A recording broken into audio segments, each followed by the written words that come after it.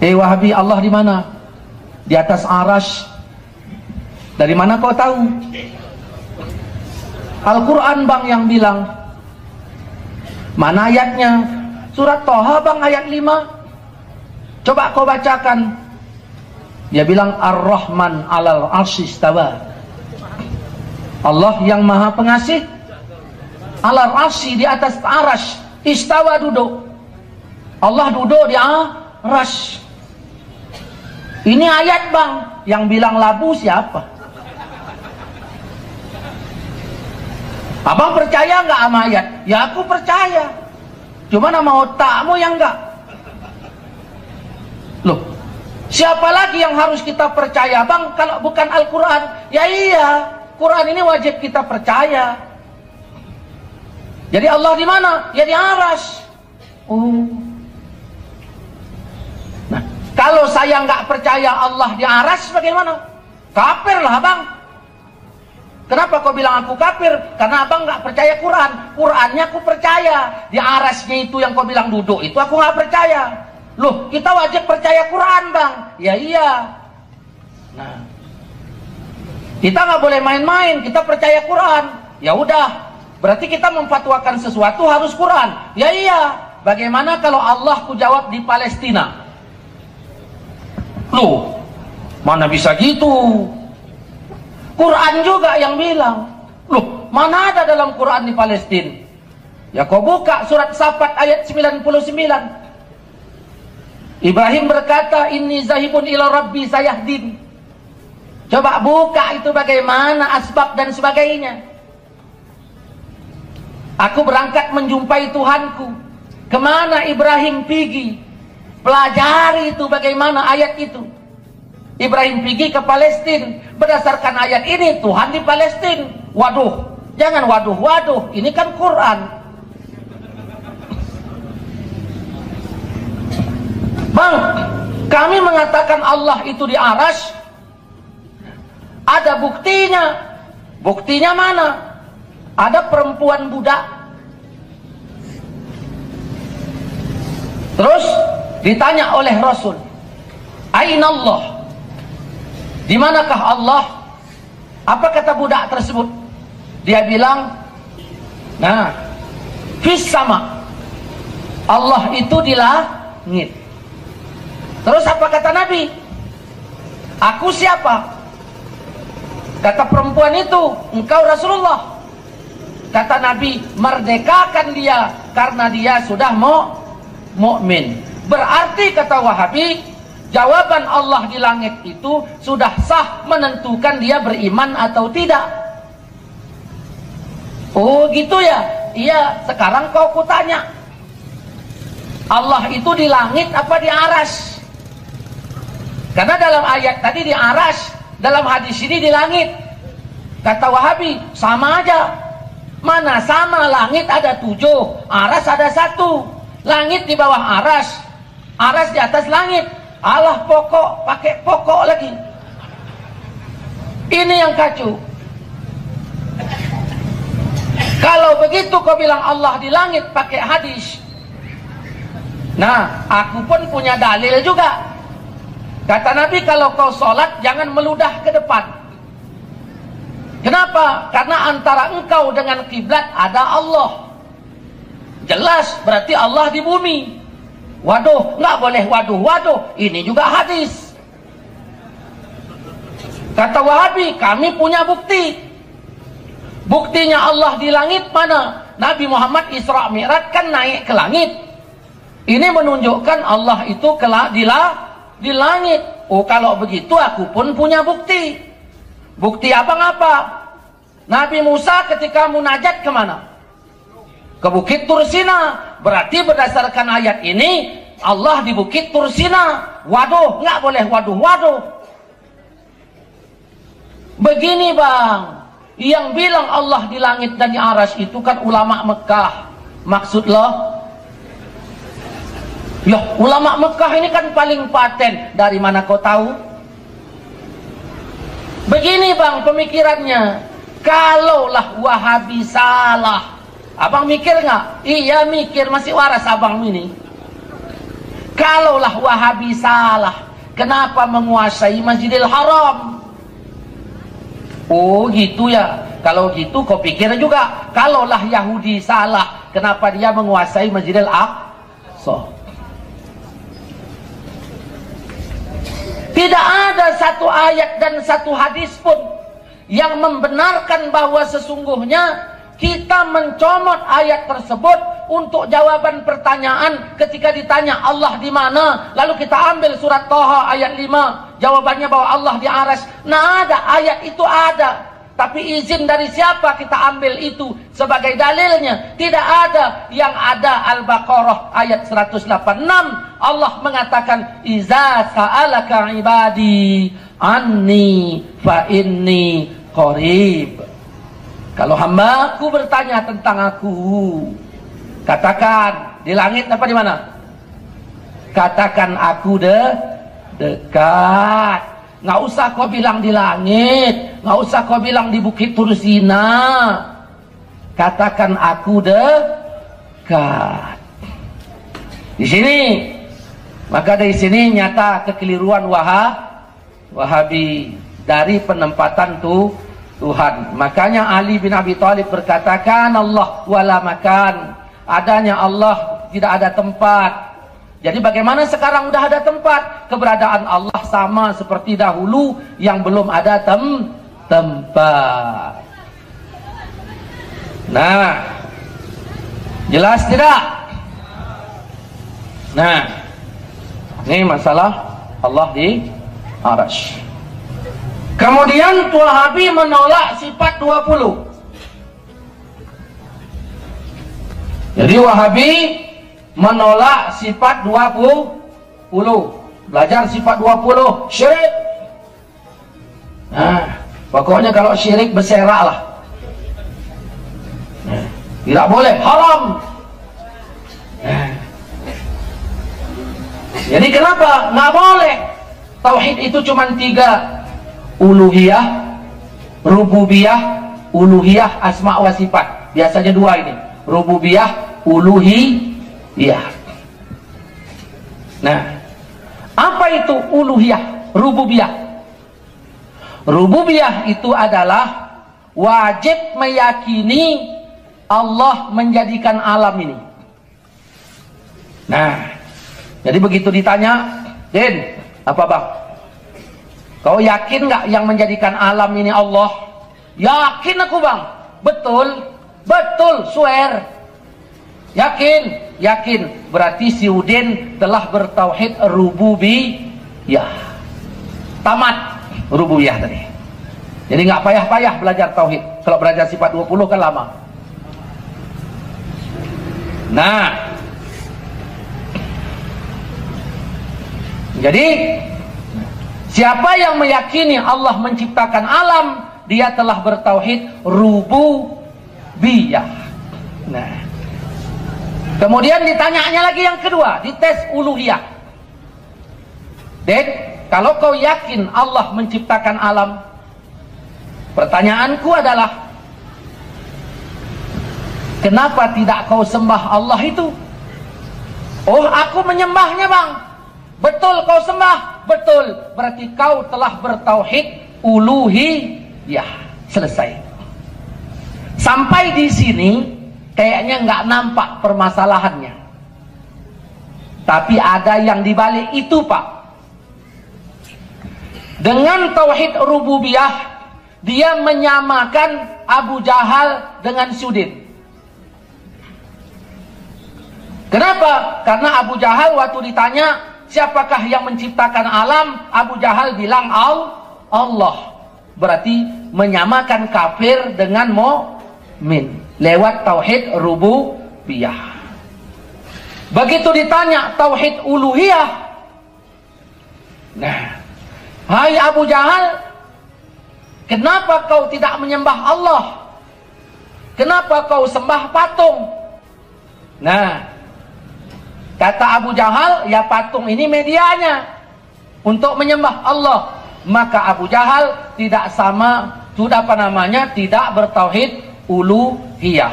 Saya tanya sama Sudin, Din, kalau memang kau betul-betul bertauhid rububiyah, Nah, kenapa kau tidak menyembah Allah?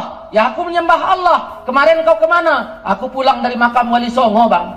Kau ngapain? Aku ziarah ke makam Wali Songo. Nah, ketika si Udin ini ziarah ke makam Wali Songo, berarti dia telah mencemari tauhid uluhiyahnya. Maka disitulah si Udin ini sama dengan Abu Jahal. Lewat rububiyah, Abu Jahal sama dengan si Udin. Lewat uluhiyah, si Udin sama dengan Abu Jahal. Disinilah mereka mensyirikkan orang tawasul, ziarah kubur dan sebagainya. Maka kalau Bapak baca kitab Kaifa Nafhamut Tauhid, saya ulangi, kitab Kaifa Nafhamut Tauhid pada halaman 16. Nah, ulama Wahabi mengatakan iman Abu Jahal dan Abu Lahab jauh lebih hebat ketimbang iman orang yang mewiridkan zikir la ilaha illallah, la ilaha illallah, la ilaha illallah. Jadi mereka memandang orang yang wirid malam Jumat itu lebih jelek, lebih hina daripada Abu Jahal. Begitu. Nah, saudara-saudaraku, itu jelas dalam kitab Kaifa Nafhamut Tauhid. Nah, itu tauhid mereka. Mereka menolak sifat 20. Sifat 20 tidak boleh dipelajari dan sebagainya. Saudara-saudara, kita ini disuruh berdakwah. Dakwah yang disuruh kita ini kepada kafir. Kita ajak kafir masuk Islam. Lalu kafir nanya, mukmin, kau nyembah siapa? Kita jawab Allah. Orang kafir nanya, apalagi orang ateis. Mereka anti Tuhan. Kita disuruh berdakwah kepada mereka. Mereka nanya, Muslim, kau sehari semalam semayang 5 waktu. Yang kau sembah Allah kan? Iya. Orang Wahabi bilang nggak boleh belajar sifat 20. Kata dia haram. Nah, kita berdakwah sama orang ateis. Orang ateis nanya, apakah Allah yang kalian sembah sehari semalam 5 waktu itu ada? Itu ditanya orang kafir. Orang Islam jawab apa? Ada. Bahasa Arabnya apa? Wujud. Wujud itu sifat 20 apa bukan? Kata Wahabi nggak boleh pelajari. Sekarang kalau Wahabi lah ditanya, Wahabi, kalian kan nyembah Allah, apakah Allah yang kalian sembah itu ada? Wahabi jawab apa? Ada. Ada itu apa? Sifat wujud. Berarti nyontek. Nyontek pelajaran Ahlus Sunnah wal Jamaah. Katanya nggak boleh. Nah, wah, orang kafir nanya lagi, kalau Allah itu ada, adanya sejak kapan? Ahlus Sunnah menjawab, Allah itu qidam, tidak didahului dari tidak ada. Adanya Allah memang udah dahulu. Nah, kemudian orang kafir nanya lagi. Nah, kalaulah memang Allah itu qidam, Allah itu ada sejak dulu. Orang kafir nanya, keberadaannya sampai kapan? Ahlussunnah menjawab bako. Allah itu kekal, ada, qidam, kekal. Nah, wujud, qidam, bako. Orang kafir nanya lagi, kalau memang Allah itu wujud qidam bako, bentuknya seperti apa? Islam menjawab, mukhalafatuhu lil hawadis. Allah tidak serupa dengan yang baharu. Wujud, qidam, baka, mukhalafatuhu lil hawadis. Kalau 4 ini ditanya sama Wahabi, Wahabi jawab apa? Saya yakin jawabannya sama. Berarti dia nyontek. Katanya nggak boleh. Gila ini. Saudara-saudaraku, kita tanya lagi. Udah berapa tadi? Wujud, qidam, baqa, mukhalafatul hadis. Nah, orang nanya lagi, kalau begitu Allah itu di mana? Ahlussunnah menjawab, Allah qiyamuhu ta'ala binafsih. Allah berdiri dengan sendirinya, tidak berhajat kepada tempat. Jadi semuanya itu sudah dipikirkan Ahlus Sunnah wal Jamaah. Orang Wahabi nanya, sifat Allah kan banyak, kenapa cuma 20 yang kau? Nah, apal 20 ini sudah bisa menjawab syubhat semua. Dan inilah bentuk kemampuan kami. Nah, orang Wahabi nanya, kenapa kalian bagi 20? Bukan kami bagi 20, sifat Allah yang banyak kami pelajari 20. Bukan kami bagi. Beda sama Wahabi, dibaginya tauhid menjadi 3. Itu dibagi. Kalau kita bukan bagi. Saudara-saudaraku, ini kalau dipelajari luas lagi. Inilah perbedaan kita dengan Wahabi. Nah, timbul pertanyaan, Ustadz, Islam masa Rasul itu kan satu. Saya bilang bukan satu, banyak. Bukan satu orang, enggak lah, kan satu. Nah, sekarang begini, ada nggak muhajirin? Ada nggak ansor? Ada. Nah, sekarang Islam ini kan sudah terpecah belah menjadi berapa? 73 golongan, kan begitu? Nah, kita kan nggak tahu mana yang benar. Sering orang bilang gitu kan? Kita nggak tahu mana yang benar. Saya jawab, jangan kau bilang kita, aku tahu. Kalau kau nggak tahu, ya udah, jangan kau bilang kita. Ustadz, dari mana kita tahu yang benar itu yang mana? Kau nanyanya sama siapa? Kemarin kutanya sama Muhammadiyah, kata Muhammadiyah kita yang betul. Kutanya sama orang NU, kata NU, ya kita yang betul. Kutanya sama orang Salafi, kata Salafi, oh kita yang betul. Tanya sama LDI, LDI yang betul. Tanya sama Syiah, Syiah yang betul. Tanya sama MTA, MTA yang betul. Tanya sama Hidayatullah, bilang aja Hidayatullah, Hidayatullah yang betul. Tanya Hizbut Tahrir, kata Hizbut Tahrir, dialah yang betul. Tanya MMI, Majelis Mujahidin Indonesia, kata dia, kitalah yang betul. Nah, ini tergantung nanya dong. Kau salah semua nanyanya. Jadi aku nanya sama siapa? Ya nanya sama aku lah. Nah, ya kan sama aja nya berarti sama yang lain. Oh enggak sama. Aku jawab pakai Quran. Apa ada dibilang dalam Quran? Ada. Di mana? Coba kau buka surat Waqiah ayat 39-40. Allah mengatakan li ashabil yamin. Kami ciptakan untuk golongan kanan. Islam itu kan ada bergolong-golong. Kami ciptakan untuk golongan kanan. Nih yang kanan. Berarti selain yang kanan mana? Kiri. Kata Allah, yang mana yang kanan? Yang kiri nggak perlu disebut. Karena disebut satu dah. Nih kau ambil bawang putih. Bawang putih yang mana mak? Yang ini. Kalau yang ini berarti bukan bawang putih. Itu aja. Li ashabil yamin. Kami ciptakan untuk golongan kanan. Yang mana yang kanan itu? Kan gitu. Allah jawab, sullatum minal awwalin wa sullatum minal akhirin. Golongan kanan itu yang mayoritas awal,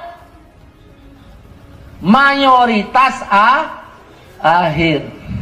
Jelas? Fakta, jangan ditanya balik Pak.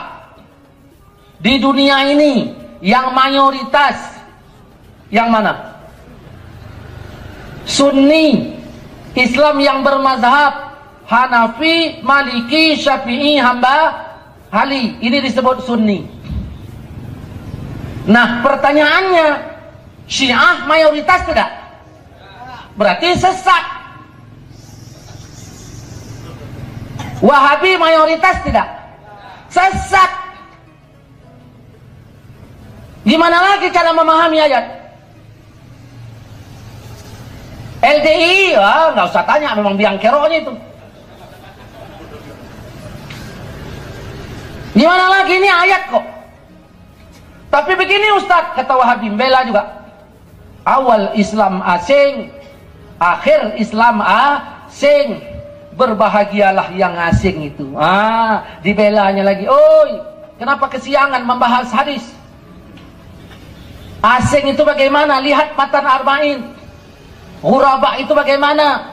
Ketika orang sibuk dengan dunianya, dia sibuk dengan akhiratnya. Bukan masalah golongan. Kalau yang diartikan golongan sedikit, Wahabi jangan berdakwah. Karena kalau berdakwah nanti jumlahnya banyak.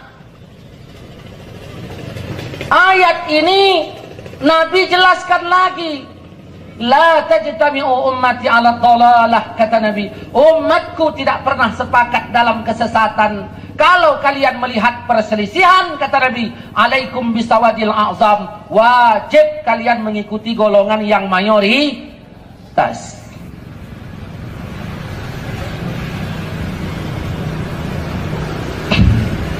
Ini secara global. Secara fatwa, secara i'tiqad, secara akidah, semuanya berselema Wahabi ini.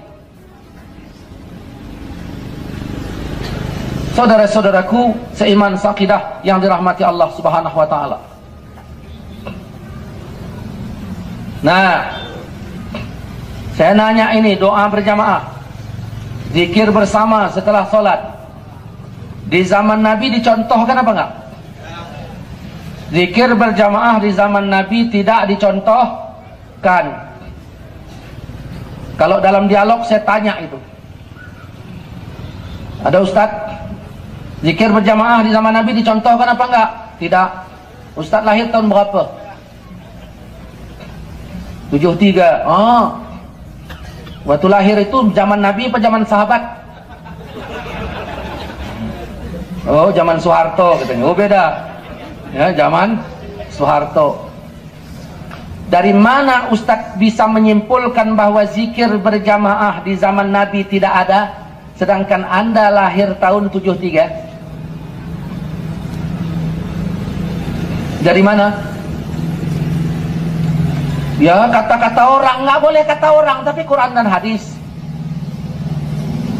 Ayat apa yang Ustadz pegang, hadis riwayat siapa yang Ustadz pegang, sehingga Ustadz menyimpulkan zikir berjamaah tidak dicontohkan di zaman Nabi. Ya. Nah, ini jam berapa udah? Saya nanya jam berapa?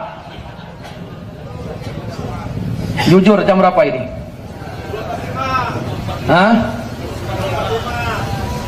Jam 10.45. Belum jam 12 ya. Kita sepakat berhenti jam berapa? Jam 12. Saya mohon maaf, kameranya matikan dulu. Matikan aja dulu. Ya. Matikan aja dulu. Ya, ya. Orang gendut inilah payahnya sedikit.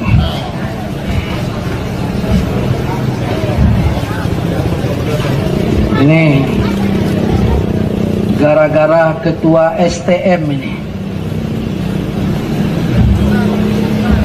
Karena kalau kenduri di Medan, siap kenduri, ketua STM bilang, mudah-mudahan apa yang dimakan jadi darah daging.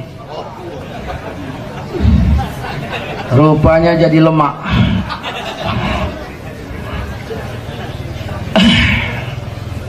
Bismillahirrahmanirrahim. Al-Fatihah. A'udzubillahi minasyaitonir rajim. Alhamdulillah. Contohkan di zaman Nabi, Pak.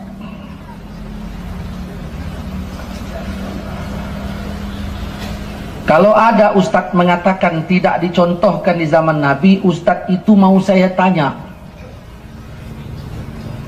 dalil apa yang ustadz pegang sehingga Anda mengatakan itu tidak dicontohkan di zaman Nabi?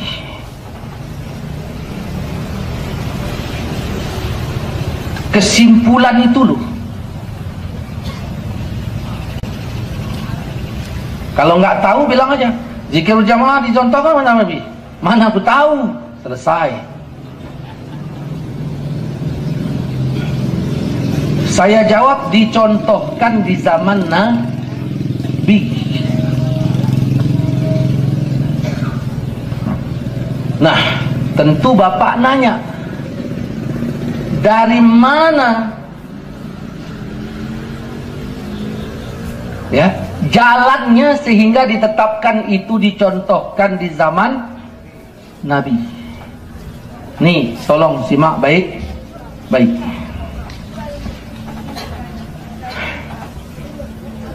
Ada hadis, riwayatnya banyak, Muslim juga meriwayatkan, Bukhari juga. Wal malaikatu yusalluna, para malaikat di langit ini berdoa. Ini tolong simak baik-baik. Malaikat di langit berdoa untuk orang yang menetap di tempat duduk semayangnya. Karena dalam bahasa hadis disebut di situ allazi shalla fi. Malaikat di langit berdoa untuk orang yang menetap di tempat duduk semayangnya. Selama dia menetap di tempat duduk semayang itu, malaikat berdoa dengan 3 perkara. Allahumma arhamhu, ya Allah sayangi dia. Allahumma firlahu, ya Allah ampunkan dia. Allahumma tub alaihi, ya Allah terimalah tobatnya. 3 macam. Selama duduk di tempat semayangnya. Maka sangat kita sayangkan di masjid-masjid, orang habis salam langsung mundur. Padahal fadilah duduk di tempat duduk semayang itu besar kali. Begitu saya tanya, kenapa kau mundur? Sempit. Kalau sempit, maju. Maju masih tempat semayangmu. Kalau mundur, udah tempat semayang orang lain. Malaikat di langit itu berdoa untuknya 3 macam. Itu fadilah duduk di tempat semayang. Mari Pak mikir, terutama Wahabi. Sahabat mendengar fadilah hadis ini yang luar biasa, suka nggak? Karena dia adalah pencinta sunnah. 1 dengar, 1 besok duduk. 2 dengar, 2 duduk. 1000 dengar, 1000 pertanyaan. Ngapain para sahabat duduk di tempat semayang? Apa dijawab? Momen dadu. Duduk memperhatikan gerak-gerik Nabi, karena sahabat pencontoh Nabi. Setuju tidak? Nah, begitu Nabi siap semayang membaca Allahumma antas salam, sahabat nyontoh nggak? Kalau nyontoh baca nggak? Kalau baca apa namanya kalau bukan zikir bersama? Pakai dong.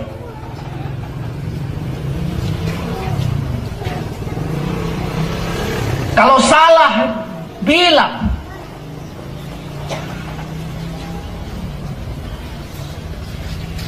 Yang kedua, ada orang Wahabi ini kalau jadi imam, nah, ini ke sana kiblat. Kalau sholat ngadap ke sana. Siap salam dia ngadap kemana? Ngadap ke jamaah. Gini dia ngadap, ini jamaah. Nah, dia nggak zikir berjamaah, cuma ngadap aja ke makmum gini. Paling tangannya gini.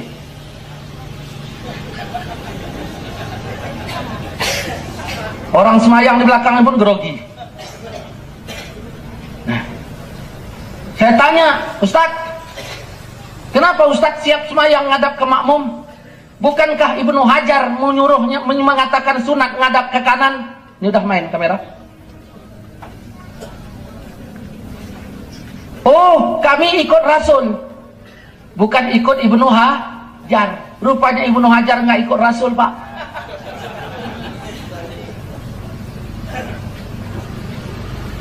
Ada dalil, ada. Rasulullah siap sholat menghadapkan wajahnya kepada kami. Kenapa tidak baca hadis dari Bara bin Azib yang sungguh lengkap dengan kronologisnya, di mana ketika itu mereka berkata, kami kalau sholat berjamaah, tempat yang kami idolakan adalah saf depan yang sebelah kanan. Bayangkan, saf depan yang sebelah kanan. Kenapa? Karena Rasul siap salam menghadapkan wajahnya kepada kami, berarti ke kanan. Berarti cocok dengan Ibnu Hajar kan? Nggak cocok yang dibilang Wahabi kan? Mari kita mikir, untuk apa para sahabat berebut-rebut memilih saf depan sebelah kanan? Kalaulah memang siap salam mereka langsung bubar kayak yang dibikin Wahabi di Tanjung Balai ini. Untuk apa mereka berebut-rebut memilih saf depan sebelah kanan? Ini menunjukkan mereka tidak bubar.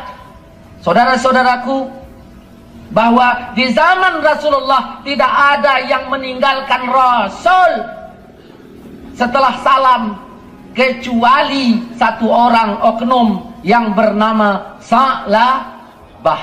Sa'labahlah satu-satunya orang yang siap salam sukanya pergi. Pertanyaannya, kenapa sekarang ini pengikut Sa'labah berserak di mana-mana dengan mengatasnamakan ini sunnah yang sesungguhnya?